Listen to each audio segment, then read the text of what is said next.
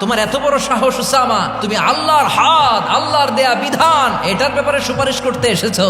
তোমরা কি জানো তোমাদের আগে যত কওম, যত গোত্র, যত জনপদ ধ্বংস হয়েছে তার কারণ ছিল তাদের মধ্যে গরিবরা অন্যায় করলে তারা বিচার করত, আর ধনীরা অন্যায় করলে তারা মাফ করে দিত। খবরদার!